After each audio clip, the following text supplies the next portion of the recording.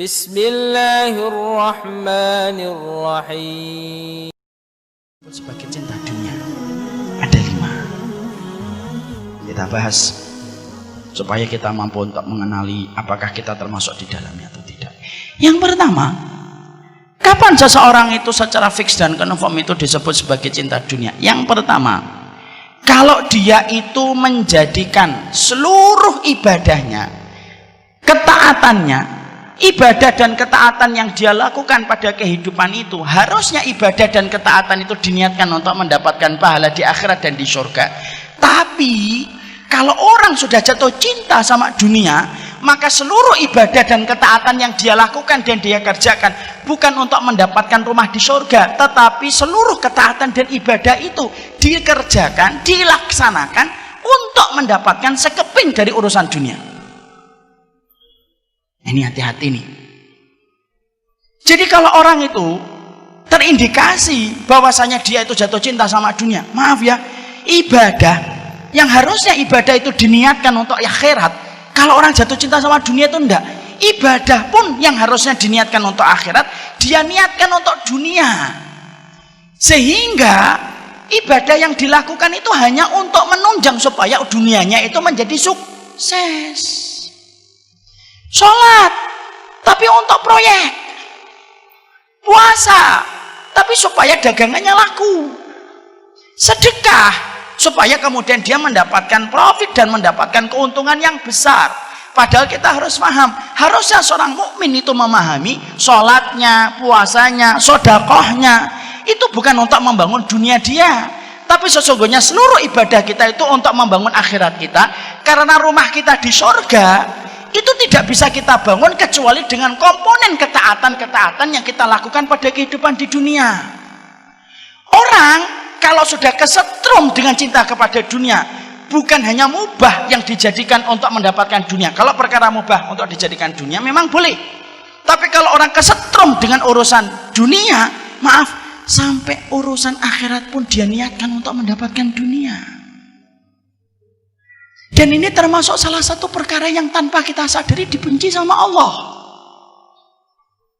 Banyak orang hari ini kalau melakukan ibadah itu yang dipikir pertama kali itu untuk mendapatkan profit dan margin. Sedekah, tapi niatnya bukan untuk mendapatkan akhirat, supaya padam api neraka. Kenapa api neraka tidak bisa padam kecuali dengan sedekah? Tapi ternyata kita menjumpai ada orang sedekah, niatnya supaya dagangan dia itu laku. Padahal ini satu kesalahan, ikhwan. Maaf ya, Allah itu membagi dunia kepada kita itu bukan berdasarkan ibadah, tapi Allah itu membagi dunia dalam kehidupan kita berdasarkan takdir yang ditetapkan oleh Allah 50.000 tahun sebelum Allah menciptakan langit dan bumi. Kalau Allah itu membagi dunia kepada kita berdasarkan ibadah kita, satu, para sahabat itu tidak ada yang miskin dan para sahabat tidak ada yang fakir. Padahal faktanya mu'dhamus sahabati fuqara. Padahal faktanya rata-rata para sahabat itu miskin, padahal mereka ibadahnya lebih tinggi daripada ibadah kita. Kenapa para sahabat itu miskin padahal ibadahnya luar biasa? Di situ kita mendapatkan sebuah bukti Allah bagi dunia bukan berdasarkan ibadah. Yang kedua, kalau Allah itu membagikan dunia kepada kita berdasarkan harta, berdasarkan ibadah, berarti orang-orang yang tidak beriman itu harusnya tidak punya duit. Orang yang tidak beriman, yang tidak pernah dzikir pagi, dzikir petang, apalagi datang ke kajian kayak gini, harusnya tinggalnya mereka di bawah jembatan. Tapi kenapa banyak orang kafir yang tidak beriman? Mereka hartanya lebih banyak daripada kita, mobilnya lebih bagus daripada kita, motornya lebih bagus daripada kita, kemana-mana pakai jet pribadi, kita pakai pesawat itu pun yang ekonomi, yang bagasinya bayar sendiri lagi, ya kan? Kalau memang dunia itu dibagi berdasarkan ibadah, harusnya mereka itu lebih miskin daripada kita. Tapi kenapa kita menjumpai orang yang tidak beriman? Kenapa mereka itu hartanya lebih banyak daripada kita? Di situ kita menjumpai bahwasanya Allah itu membagikan dunia bukan berdasarkan ibadah, tapi berdasarkan takaran takdir. Jadi maaf ya ikhwan ya, saya ingin membuka sebentar. Antum namanya siapa, akhi? Hah? Asmaun, Masya Allah. Umur berapa, akhi? 19 tahun. Kalau Asmaun ini Antum ditakdirkan mendapatkan rezeki 10 miliar. Walaupun antum jarang tahajud, kira-kira 10 miliar datang atau tidak datang? Apa? Datang atau tidak datang? Insya Allah datang dan tidak? Datang atau tidak? Insya Allah datang. Umar minta, kalau saya ditakdirkan mendapatkan uang 50 miliar, kalau saya jarang sholat duha, kira-kira 50 miliar itu saya dapatkan atau tidak saya dapatkan? Mendapatkan. Jadi ternyata sholat duhanya kita itu tidak ada kaitannya dengan dunia. Urusan tahajud kita itu tidak ada kaitannya dengan materi. Tapi ternyata urusan akhirat kita itu ditopang dengan ibadah kita di dunia ini untuk mendapatkan akhirat. Tapi orang kalau jatuh cinta sama dunia karena khawatirnya dia terhadap dunia, maaf, lu sampai urusan ibadah yang harusnya diniatkan untuk akhirat, untuk mendapatkan akhirat yang lebih baik, karena dia cinta dan gandrungnya sama dunia, ibadah itu diniatkan untuk dunia. Dan maaf ya, kan antum, saya sudah hafal hadisnya, innamal a'malu binniyah.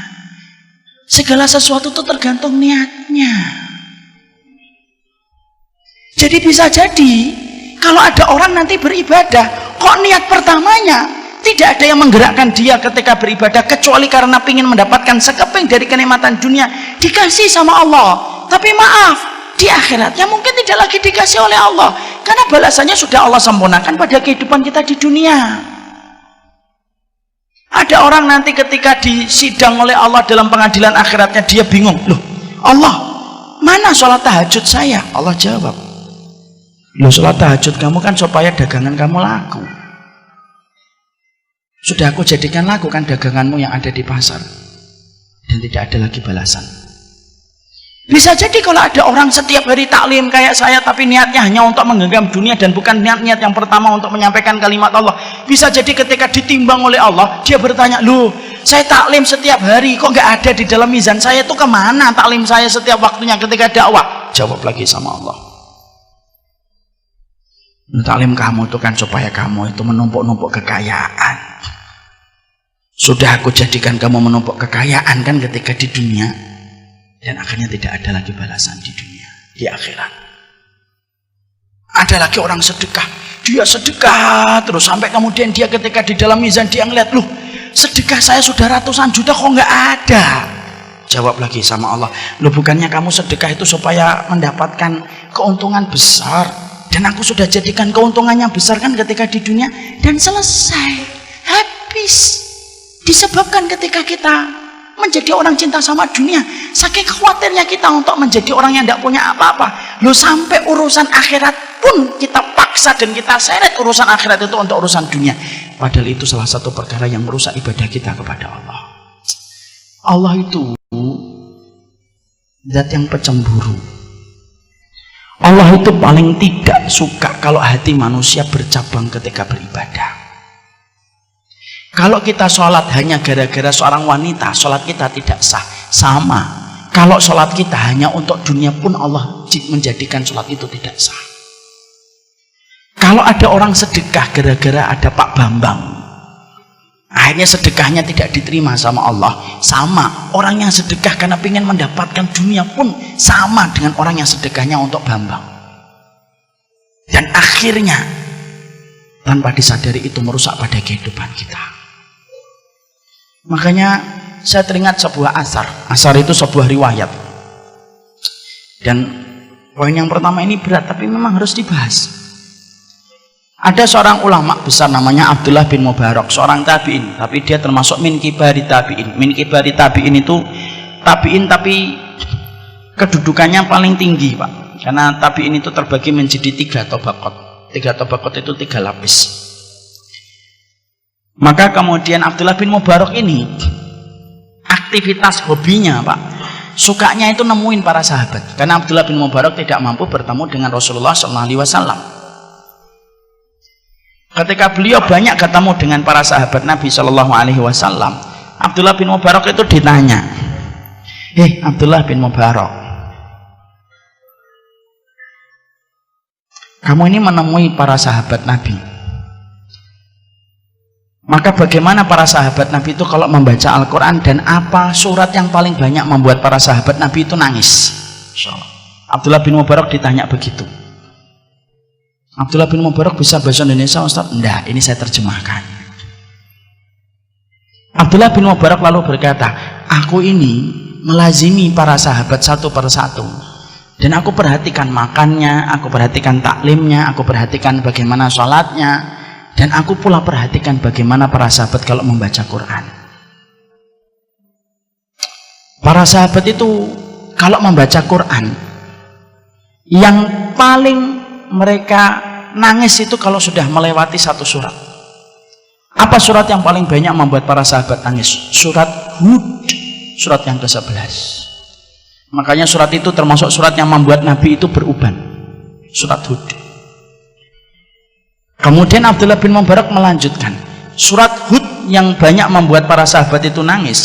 Apa ayat yang paling banyak membuat para sahabat nangis terseduh-seduh ketika melewati ayat-ayat di dalam surat Hud?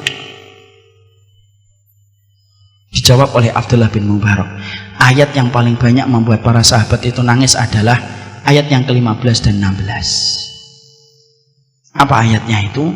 Man kana yuridul hayatad dunya wa zinataha nuwaffi ilaihim a'malahum fiha wa hum fiha la yubkhasun.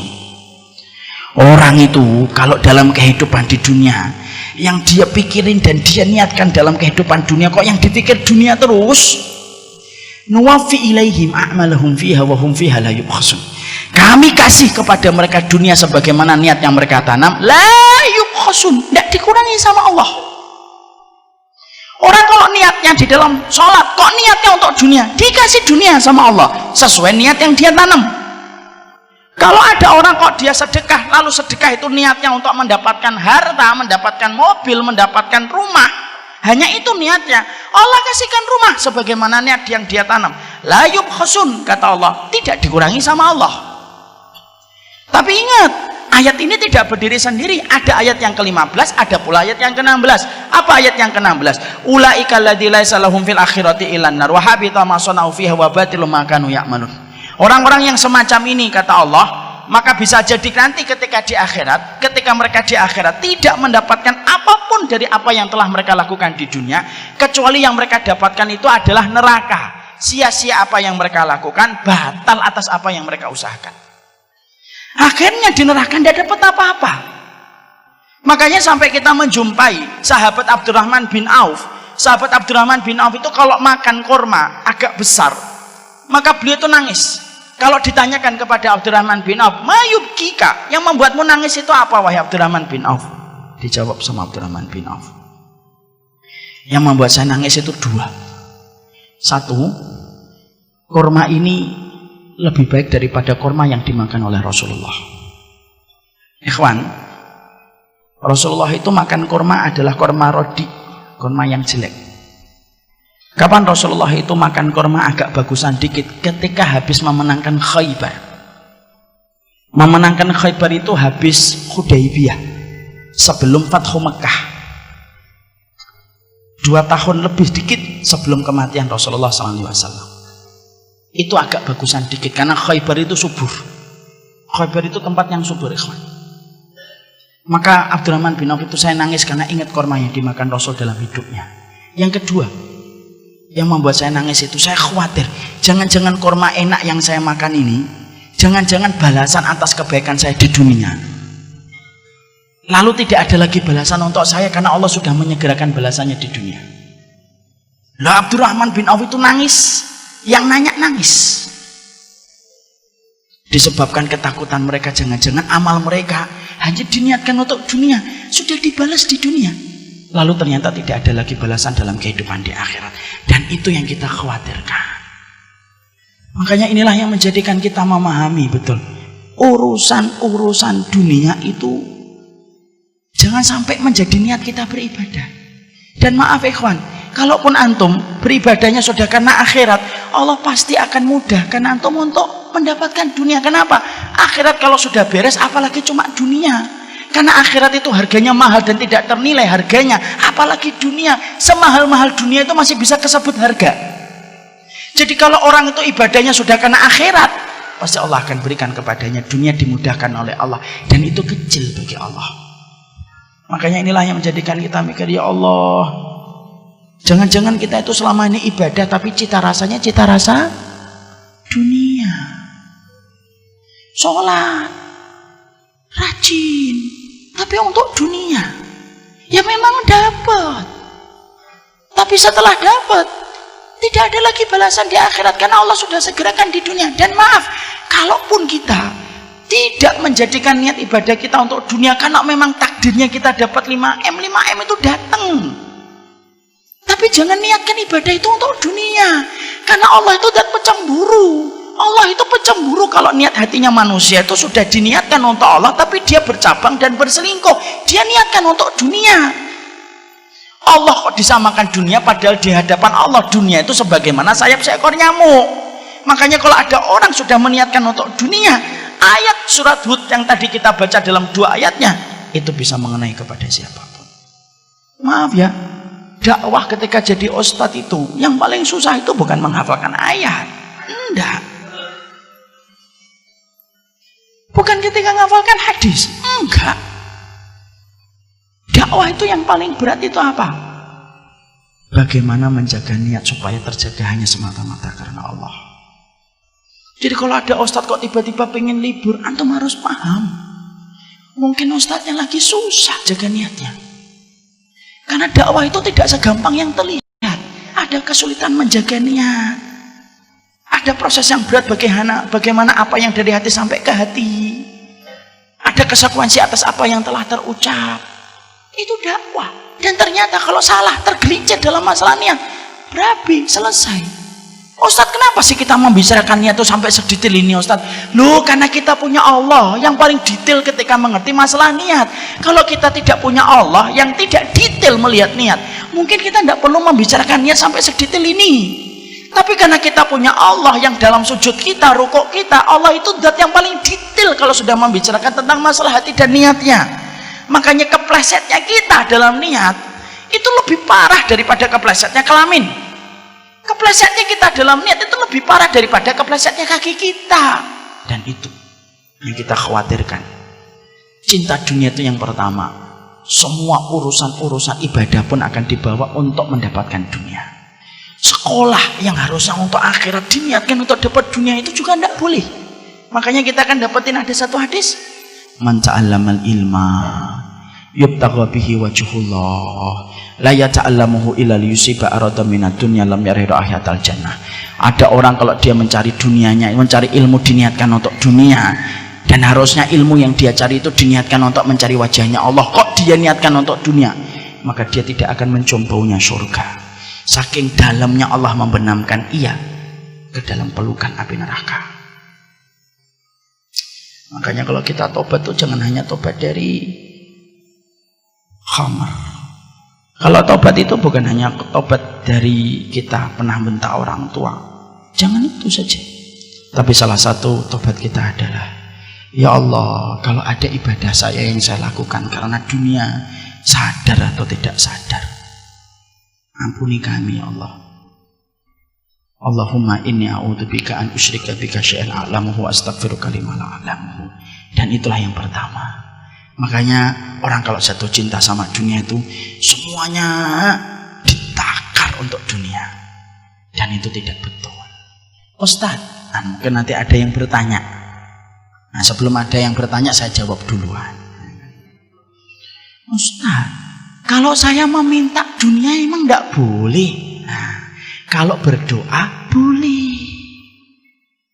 Karena kita kalau punya hajat, siapa yang kita minta kalau bukan Allah? Sampai urusan garam yang tumpah, minta gantinya sama Allah. Kalau doa minta dunia boleh. Yang tidak boleh itu ketika kita meniatkan ibadah selain permintaan, tapi yang mendorong kita beribadah itu bukan karena Allah, tetapi karena untuk mendapatkan sekeping dari kenikmatan dunia. Ada bapak-bapak saya tanya, saya harus sholat duha Ustaz. Sholat duha itu sunnah Pak, tapi kalau bagi saya hampir-hampir mewajibkan. Loh, kok gitu Pak? Iya, karena nanti dagangan saya jadi tidak ada apa-apanya kalau saya tidak sholat duha. Bingung saya. Padahal sholat duha itu kan untuk apa sih fungsinya sholat duha? Fungsinya sholat duha itu ngasih sedekah kepada 360 ruas tulang kita yang butuh disedekahin, dan sedekah itu dicukupi dengan kita sholat duha 2 rakaat. Makanya saya agak kurang sependapat.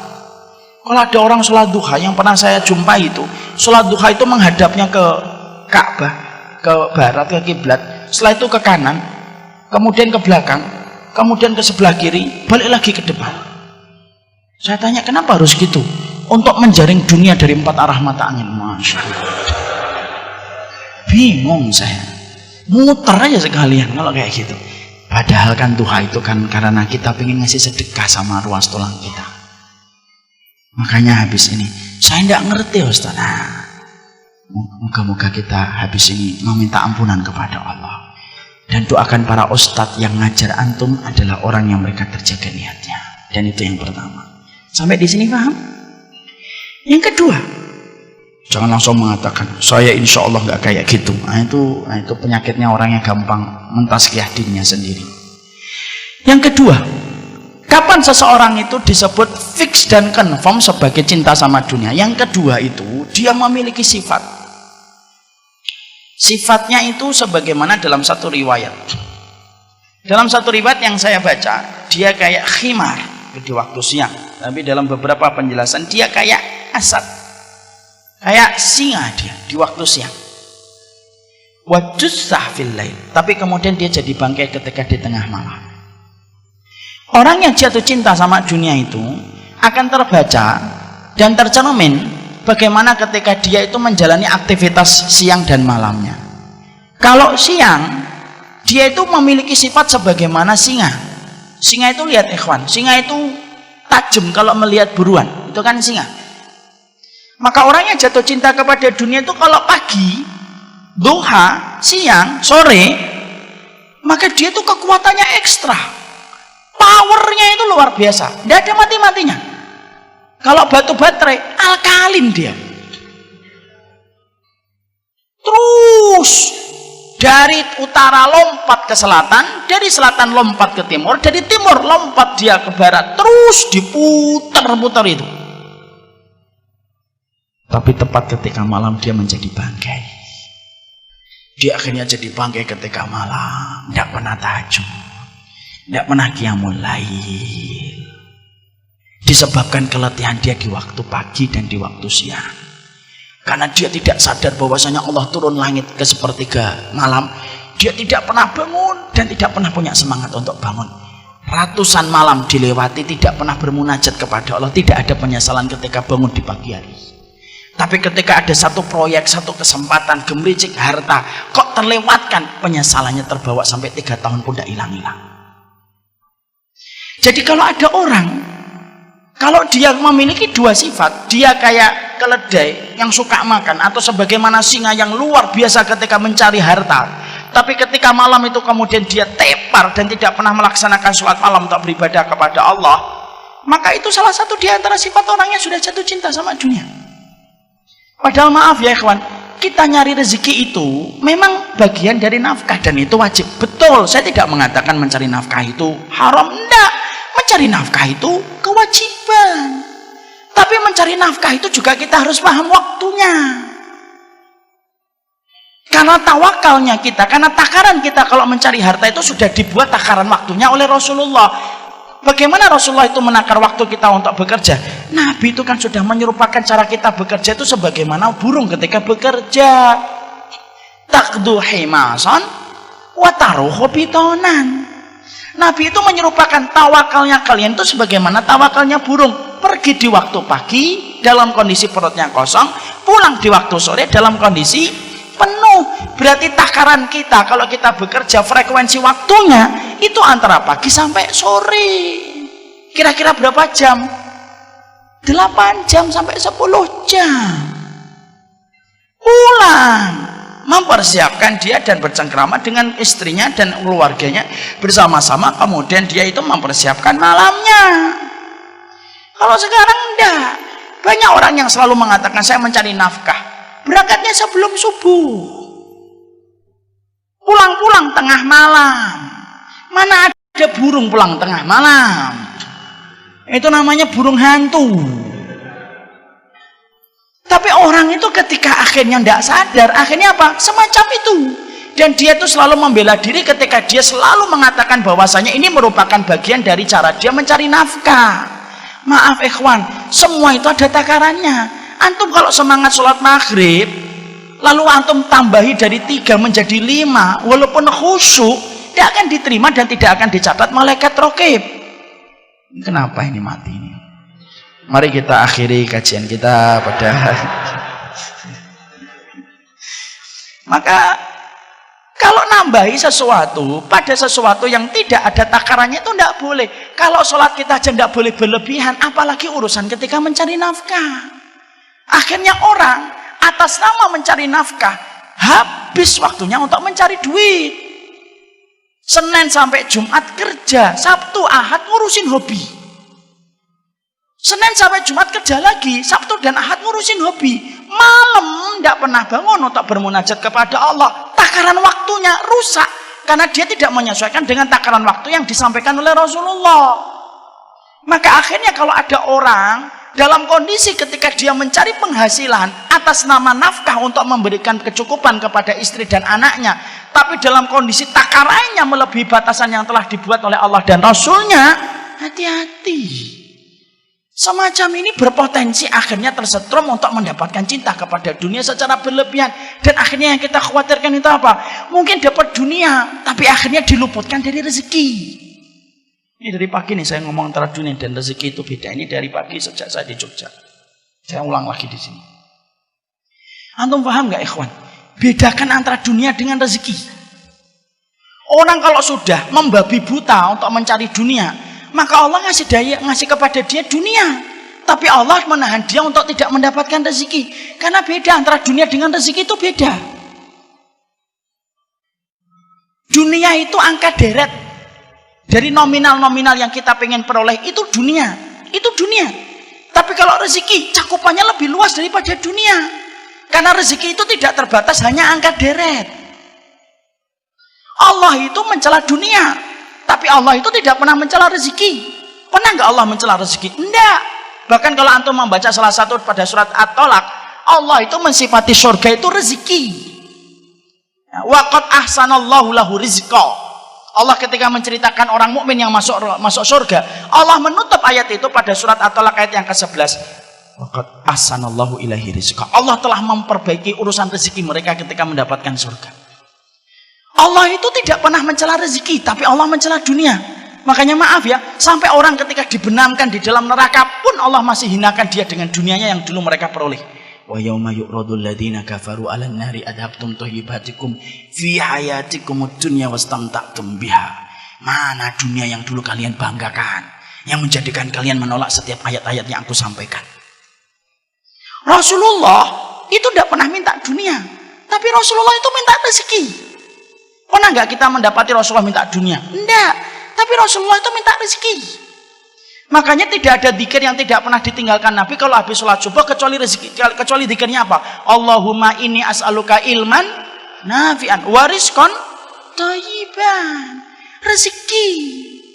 Makanya kalau orang sampai nabrak takaran yang sudah dibuat sama Allah, mungkin dia puas karena mendapatkan apa yang dia mau, terus-terusan dia nyari duit itu. Mungkin menggenggam dunia, tapi dia mungkin tidak menggenggam rezeki. Kenapa? Dia tidak pernah ketemu Allah kok pada sepertiga malam, karena dia menjadi bangkai di tengah kegelapan malam. Dan kalau orang itu cuma dapat dunia, maaf, sifatnya dunia itu tidak pernah mencukupkan. Makanya kalau mendapatkan rezeki, ada orang yang mendapatkan 3 juta tapi cukup, tapi ada orang yang mendapatkan 30 juta tidak cukup kan? Kenapa? Karena 30 juta itu dunia baginya. Ada orang yang cuma gajinya 3 juta tapi cukup karena itu rezeki baginya. 3 juta, istrinya senyum, Masya Allah, rezeki. Ini rezeki. Ini rezeki. Jadi akhirnya istrinya cukup. Ketika gajinya 3 juta, kemudian istrinya dikasih 1,5, dikembalikan 1 jutanya. Ini 1 jutanya tidak usah kebanyakan. Memang berapa? Cukup 500.000 aja, Masya Allah. Istri kayak gini nih yang harus dicari. Maka kemudian cukup anaknya dikasih lontong, sudah nikmat, sudah bersyukur sama orang tuanya, itu rezeki. Maaf ya, kadang-kadang ada orang 30 juta, istrinya protes. Padahal sudah dikasih nafkah 10-15 juta, dikasih nafkah 20 juta. Anaknya tidak pernah puas dengan barang-barang yang dibelikan sama orang tuanya. Kalau bukan barang branded, maka tidak mau pakai perkara itu, dan dia malu sama teman-temannya. Akhirnya apa? 30 juta serasa 500.000. Tapi ada orang yang mendapatkan 3 juta, tapi serasa 30 juta. Dan yang membedakan itu cuma satu, kita ini dapat dunia atau rezeki. Makanya kalau kita kok tidak cukup, simple, berarti yang kita genggam dunia. Kalau ada kita ngeliat ada seorang ustadz, orang solih, biasa hidupnya, luar biasa tawakalnya, cuma mendapatkan mungkin 500.000 kok cukup, itu berarti rezeki. Saya itu punya teman-teman pondok saya di S2 Darussahadah, gajinya cuma 500.000, ya cukup gitu. Dan itu rezeki. Makanya saya sering berdoa, sederhanakan dunia kami ya Allah, tapi lapangkan rezeki kami. Karena yang menjadikan kita diberikan oleh Allah kenikmatan hidup dan kebahagiaan itu adalah rezekinya, bukan dunianya. Itu yang kedua. Yang ketiga, sudah tinggal 5 menit lagi, Masya Allah. Ini dunia atau rezeki, saya tidak ngerti ini. Maka yang ketiga, kita singkatkan. Yang ketiga, orang kalau jatuh cinta sama dunia itu yang ketiga, tidak peduli dia itu halal ataupun haram. Karena bagi dia itu yang penting dapat duit. Makanya omongan mereka itu seringnya apa? Mereka sering berkomentar, oh nyari yang haram aja susah kok, apalagi yang halal. Dan mereka akhirnya mencari apa saja supaya mereka memuaskan apa yang mereka dapatkan dan apa yang mereka peroleh. Padahal maaf ya ikhwan, salah satu musibah besar pada anak Adam, pada kehidupan Nabi Adam yang pertama itu, tidaklah Nabi Adam dikeluarkan dari surga bukan karena zina, tapi dikeluarkannya Nabi Adam itu karena memakan satu buah yang diharamkan oleh Allah, itu pun satu gigitan tok, tapi sudah cukup bagi Allah untuk mengusir Nabi Adam dari surga. Masalah rezeki haram itu pengaruhnya besar pada kehidupan kita. Tidaklah anak kita susah dikasih tahu tentang ketaatan kepada Allah, kok saraf ketaatannya tidak tumbuh, padahal kita terus menyampaikan kalimat Allah. Gagalnya saya dan antum ketika menyampaikan kalimat Allah sama anak itu bisa jadi karena rezeki haram yang kita suapkan sama anak kita. Maka apa yang haram itu memadamkan cahaya ketaatan pada diri anak kita. Orang kalau sudah jatuh cinta sama dunia itu tidak peduli halal dan haram. Karena bagi dia yang penting dapat, karena sesungguhnya kepuasan itu didapatkan secara insan dengan apa yang dia genggam. Akhirnya dia tidak sadar mengambil yang haram, sembari dia tidak menyadari apa yang dia korbankan tidak sebanding dengan apa yang dia ambil. Dan kalau sudah orang itu tidak peduli tentang kamus halal dan haram, sampai kita ngomongin ini halal ini haram, ayah ngomong hari ini masalah halal dan haram, maka hati-hati. Orang semacam itu sudah confirm dia cinta sama dunia. Itu yang ketiga, dan ini panjang saya singkatkan. Yang keempat, apa orang yang kemudian confirm dan jatuh cinta kepada dunia itu? Yang keempat, akhirnya kewajiban dia mencari duit menenggelamkan semua kewajiban-kewajiban yang lainnya. Betul, nafkah dia cari, tapi menenggelamkan kewajiban yang lainnya, menenggelamkan kewajiban dia untuk ikut taklim, tidak pernah ngaji. Selalu kalau kita ajak ngaji, yuk kita ngaji yuk, ada kajian itu di Masjid Agung Karanganyar. Saya lagi sibuk. Dikiranya orang yang datang ke kajian pengangguran. Segini banyaknya nganggur semua. Dia tidak sempat untuk taklim, tidak sempat bicara tentang dakwah, diajak bicara tentang Palestina, tidak tertarik sama sekali. Palestina ada serangan Gaza lagi apa sih? Dan tidak peduli tentang itu. Karena apa? Hatinya dingin kalau sudah bicara tentang kewajiban yang lainnya. Jadi akhirnya dia selalu mengatakan profesi karir saya. Karena itu yang paling penting. Dan kalau ada orang sudah meninggalkan dan menenggelamkan semua kewajiban yang lainnya, padahal salah satu pokok kewajiban dia itu adalah bagaimana dia itu menjadi hambanya Allah, ini rusak. Akhirnya anaknya pun tidak pernah dididik, kelingking kaki anaknya tidak pernah menempel pada kelingking kaki bapaknya di masjid. Suami istrinya ketika baca Quran tidak pernah diperhatikan. dalam kondisi tidak tahu apa-apa, kemudian dia biarkan. Istrinya kemudian tidak nutup aurat, dia biarkan. Anaknya tidak mengerti tentang agama Allah, dia biarkan. Dan selalu berkata, saya sudah sibuk dan letih mencari nafkah. Ini saya sampaikan kisah nyata ya ikhwan ya. Ini saya sudah sampaikan beberapa kali. Saya tambah beberapa menit Ustadz ya. Insya Allah kalau saya tambah, insya Allah jamaah jadi paham. Dan kalau paham biasanya tidak ada pertanyaan Ustadz. Saya beberapa bulan, 1-2 bulan yang lalu, saya ini sholat Jumat di komplek perumahan saya. Ada anak muda di samping saya. Itu ketika sholat Jumat itu megang handphone, main handphone dia kanan kiri gitu. Sampai miring-miring karena main game. Saya liatin gitu, malah ngeliatin saya. Gimana sih ini? Tidak ngeliat apa ini jenggot. Saya ngeliatin malah ngeliatin saya gitu. Saya mau ngingetin kan tidak boleh. Kalau saya ngingetin kan jadinya saya batal.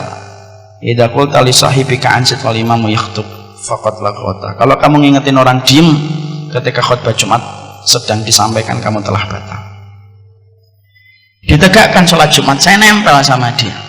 Sekali lagi kita ngambil ibrah ini bukan karena kita merasa lebih baik. Ini sering saya sampaikan karena saya khawatir kalau kita kena ujub pada diri kita. Maka saya nempel habis sholat Jumat. Nah, terus kemudian saya ajak bicara, Dik, ya Om. Nah, saya dipanggil Om. Tidak apa-apalah. Saya maafkan dia.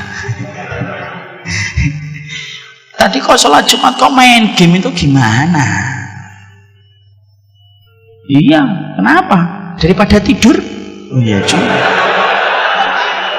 Itu omongan ngena banget itu.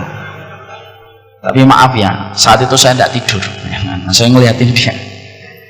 Terus saya ngomong, kenapa Om? Loh, begini.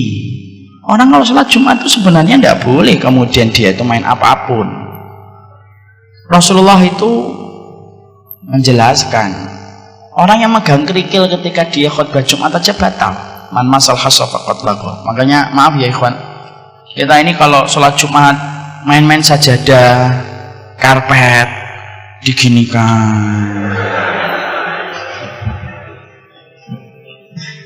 Hati-hati tuh, bisa terkena hadis yang tadi.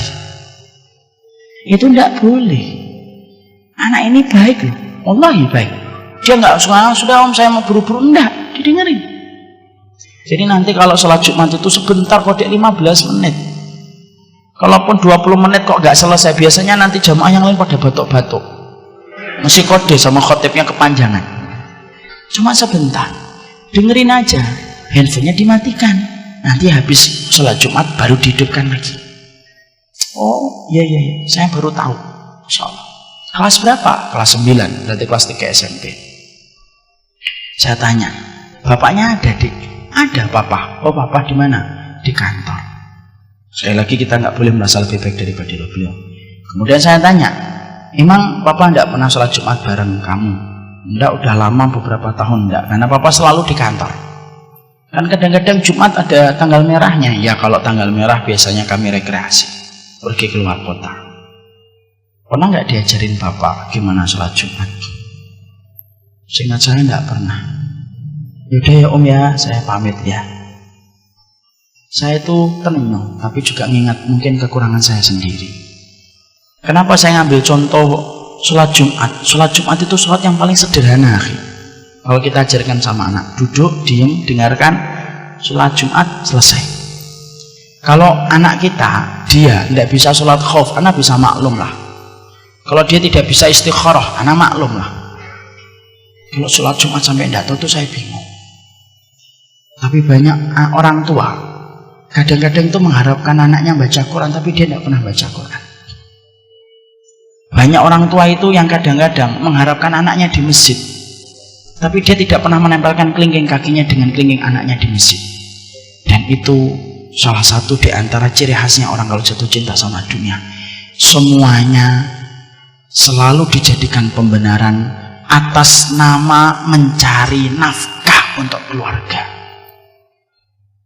Sampai seorang ayah itu mengasih pendidikan itu sekarang nggak kepada ayah, kepada ibunya. Padahal maaf ya, pendidikan paling efektif di dalam Quran ketika menjelaskan tentang pendidikan orang tua itu ayah. Makanya maaf ya, kalau kita dapatin anak diperintahkan sama ibunya, nak mandi nak, sampai 10 menit.